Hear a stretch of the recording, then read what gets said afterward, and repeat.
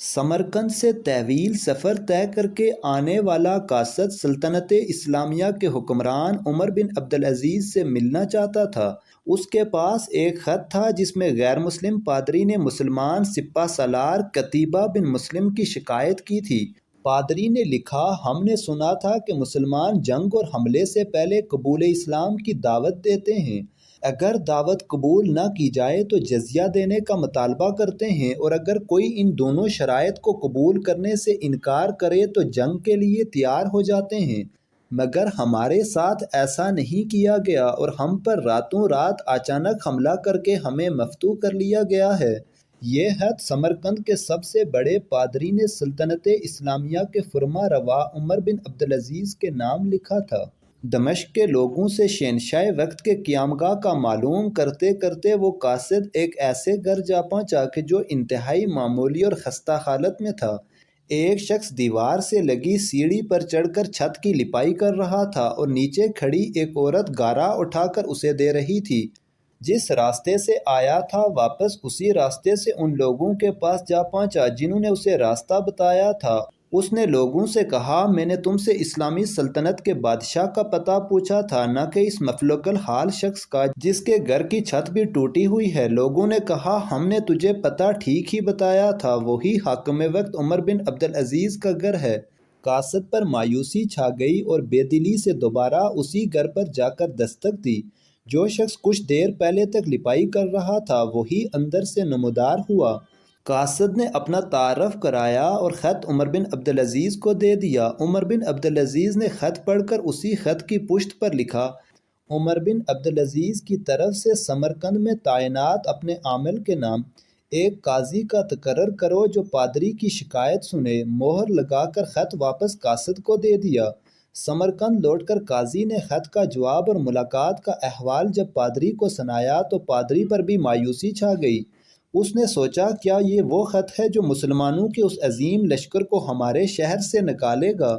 انہیں یقین تھا کاغذ کا یہ ٹکڑا انہیں کوئی فائدہ نہیں پہنچا سکے گا، مگر کوئی اور راستہ بھی نہ تھا۔ چنانچہ خط لے کر ڈرتے ڈرتے امیر لشکر اور حاکم سمرقند قتیبہ بن مسلم کے پاس پہنچے۔ قتیبہ نے خط پڑھتے ہی فوراً ایک قاضی کا تعین کر دیا جو اس کے اپنے خلاف سمرقندیوں کی شکایت سن سکے۔ قاضی نے پادری سے پوچھا، کیا دعویٰ ہے تمہارا؟ پادری نے کہا، قتیبہ نے بغیر کسی پیشگی اطلاع کے ہم پر حملہ کیا۔ نہ تو اس نے ہمیں اسلام قبول کرنے کی دعوت دی تھی اور نہ ہی ہمیں کسی سوچ و بچار کا موقع دیا تھا۔ قاضی نے قتیبہ کو دیکھ کر پوچھا، کیا کہتے ہو تم اس دعوے کے جواب میں؟ قتیبہ نے کہا، قاضی صاحب، جنگ تو ہوتی ہی فریب اور دھوکہ ہے۔ سمرقند ایک عظیم ملک تھا، اس کے قرب و جوار کے کمتر ملکوں نے نہ تو ہماری کسی دعوت کو مان کر اسلام قبول کیا تھا اور نہ ہی جزیہ دینے پر تیار ہوئے تھے، بلکہ ہمارے مقابلے میں جنگ کو ترجیح دی تھی۔ سمرقند کی زمینیں تو اور بھی سرسبز و شاداب اور زور آور تھیں۔ ہمیں پورا یقین تھا کہ یہ لوگ بھی لڑنے کو ہی ترجیح دیں گے۔ ہم نے موقع سے فائدہ اٹھایا اور سمرقند پر قبضہ کر لیا۔ قاضی نے قتیبہ کی بات کو نظر انداز کرتے ہوئے دوبارہ پوچھا، قتیبہ، میری بات کا جواب دو، تم نے ان لوگوں کو اسلام قبول کرنے کی دعوت، جزیہ یا پھر جنگ کی خبر دی تھی؟ قتیبہ نے کہا، نہیں قاضی صاحب، میں نے جس طرح پہلے ہی عرض کر دیا ہے کہ ہم نے موقع سے فائدہ اٹھایا تھا۔ قاضی نے کہا، میں دیکھ رہا ہوں کہ تم اپنی غلطی کا اقرار کر رہے ہو، اس کے بعد تو عدالت کا کوئی اور کام رہ ہی نہیں جاتا۔ اللہ نے اس دین کو فتح اور عظمت تو دی ہی عدل و انصاف کی وجہ سے ہے، نہ کہ دھوکہ دہی اور موقع پرستی سے۔ میری عدالت یہ فیصلہ سناتی ہے کہ تمام مسلمان فوجی اور ان کے عہدیداران بمئے اپنے بیوی بچوں کے اپنی ہر قسم کی املاک اور مال غنیمت چھوڑ کر سمرقند کی حدوں سے باہر نکل جائیں اور سمرقند میں کوئی مسلمان باقی نہ رہنے پائے۔ اگر ادھر دوبارہ آنا بھی ہو تو بغیر کسی پیشگی اطلاع و دعوت کے اور 3 دن کی سوچ و بچار کی مہلت دیے بغیر نہ آیا جائے۔ پادری جو کچھ دیکھ اور سن رہا تھا وہ ناقابل یقین تھا۔ چند گھنٹوں کے اندر ہی مسلمانوں کا عظیم لشکر قافلہ در قافلہ شہر کو چھوڑ کر جا چکا تھا۔ سمرقندیوں نے اپنی تاریخ میں ایسا کبھی نہیں دیکھا تھا کہ جب طاقتور فاتح قوم کمزور مفتوح قوم کو یوں دوبارہ آزادی بخش دے۔ ڈھلتے سورج کی روشنی میں لوگ ایک دوسرے سے سرگوشیاں کرنے لگے کہ یہ کیسا مذہب اور کیسے پیروکار ہیں۔ عدل کا یہ معیار کہ اپنوں کے خلاف ہی فیصلہ دے دیں اور طاقتور سپہ سالار اس فیصلے پر سر جھکا کر عمل بھی کر دے۔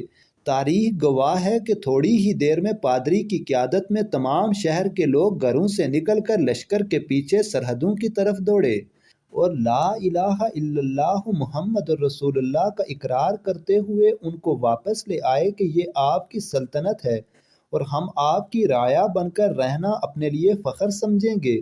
دین رحمت نے وہاں ایسے نقوش چھوڑے کہ سمرقند ایک عرصہ تک مسلمانوں کا دارالخلافہ بنا رہا۔ کبھی رہبر دو عالم حضرت محمد صلی اللہ علیہ وسلم کی امت ایسی ہوا کرتی تھی۔ آج غیر مسلم تو دور کی بات، مسلمان سے مسلمان کو کوئی امان نہیں۔ مزید تاریخی ویڈیوز دیکھنے کے لیے چینل کو سبسکرائب کریں۔ جزاک اللہ۔